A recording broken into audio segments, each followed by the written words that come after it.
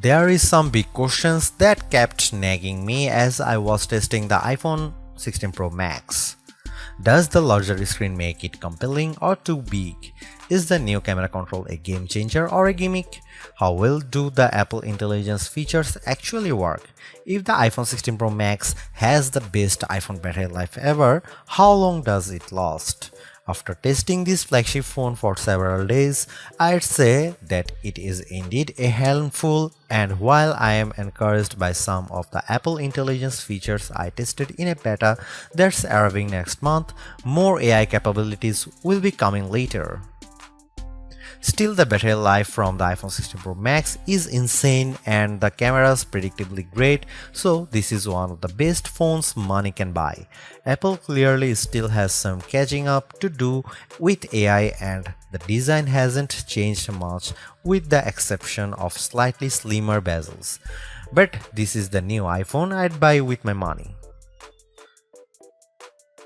I have been a Pro Max user for years, since the iPhone 11 Pro Max, but after testing the new iPhones, I'm actually torn about the iPhone 16 Pro Max. It has the largest display ever of any iPhone at 6.9 inches. Yes, the thinner bezels help keep the device somewhat compact, but it is still taller, wider and heavier than the iPhone 15 Pro Max, which I thought was the near perfect size and weight for a big screen phone. I have gone from feeling like I cheated the system to feeling slightly cheated. This might be an unpopular opinion, but I think the new Pro Max is a little too big, at least for my hands. It's more of a stretch now to do simple things like scrolling through web pages or TikTok, and once you put a case on your iPhone 16 Pro Max, it's like a mini tank. The good news is that the Pro Max is built to be more durable. In addition to having a titanium band, Apple claims that the improved ceramic shield display on this model is 50% tougher than the last generation. We can't drop these units, but on paper it's encouraging. The iPhone 16 Pro Max comes in 4 colors: titanium white, titanium black, natural titanium and desert titanium. Our iPhone 16 Pro came in the natural, which looks fairly modern, but I prefer the desert color as it pops more. The iPhone 16 Pro and Pro Max displays don't get any upgrades in terms of brightness or refresh rate, but they are still among the best OLED panels on a phone.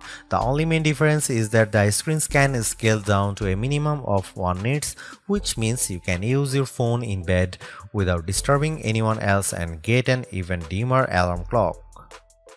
Otherwise, the new iPhone 16 Pro Max screen is largely the same, allowing the Pixel 9 Pro to surge ahead in terms of brightness. We measured a max of about 1500 nits for the iPhone 16 Pro Max, while the Pixel 9 Pro XL hit more than 2300 nits. Outside in direct sunlight, the iPhone 16 Pro and Pro Max were both dimmer than the Pixel 9 Pro XL, though Google's phone dimmed faster over time in response to the heat. Other than the display size, the biggest design change to the iPhone Pro Max is the addition of the camera control button. This recessed capacitive button on the right side uses haptic to give you feedback, and it launches you straight into the camera. No more having to fumble for the on-screen camera shortcut, and you can now use the action button for another shortcut. This thing is pretty easy to use in both portrait and landscape mode. So what can you do with camera control? A lot, actually. A quick press snaps a photo and a long press starts recording a video, but I'm not a fan of the fact that the video stops when you take your finger off the button. You can also slide your finger across the button to zoom in and out, which is pretty smooth. Not as smooth is the double soft press, which launches a sub-menu of various options, from tweaking the depth and exposure to toggling between multiple photographic styles. Camera control works well, but applying just the right amount of pressure and remembering what a single press and double press do takes practice. I also wouldn't recommend taking macro shots with the camera control, as it shook the camera when I got super close to a subject. The iPhone 16 Pro Max gets a bunch of camera upgrades, starting with a new 48 megapixel fusion camera for the main shooter that's designed to read data faster. The result should be zero shutter lag and faster focus. I took some shots of people passing by on scooters and moving taxis at the same time on the iPhone 16 Pro Max and iPhone 15 Pro Max, and the new iPhone was indeed faster. The results were not necessarily sharper too, as you can see in this side-by-side comparison. Here are some camera samples of iPhone 16 Pro Max.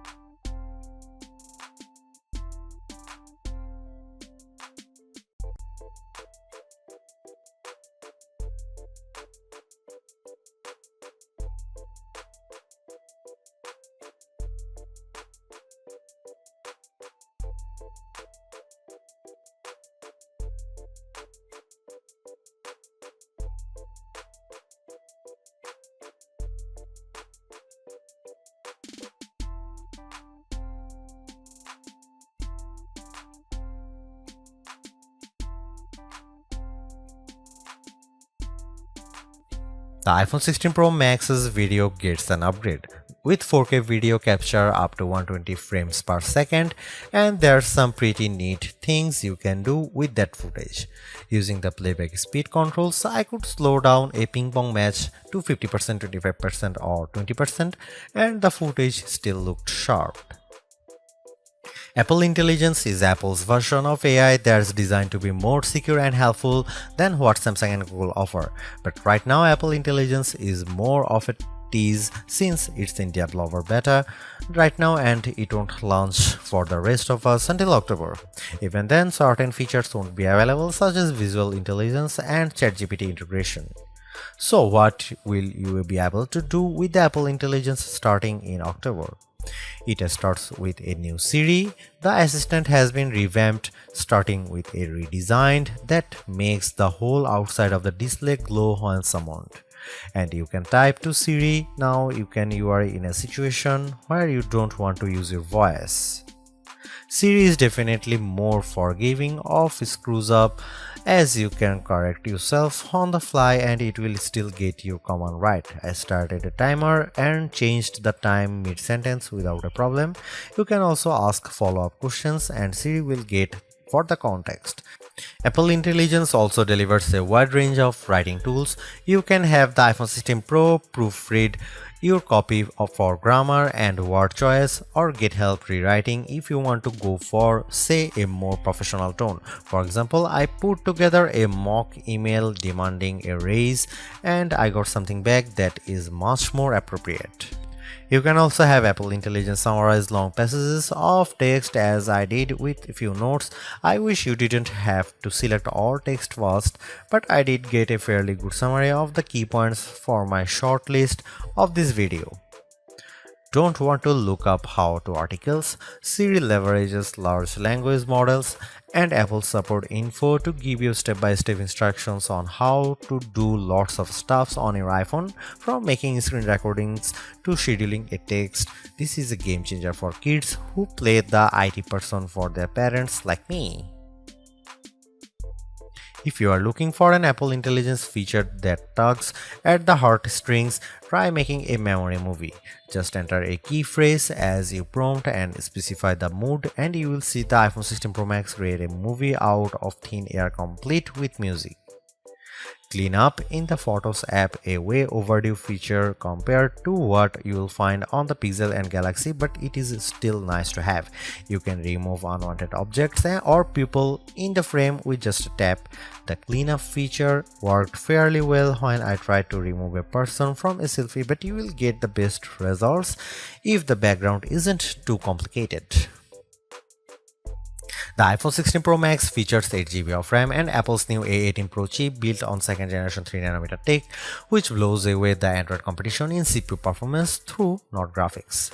I was sucked in by the Infinity Nikki game, which was in beta during testing. The open world puzzler has console-like visuals, complete with realistic looking rippling water and smooth animation as you use a special floating dress to jump from one platform to another.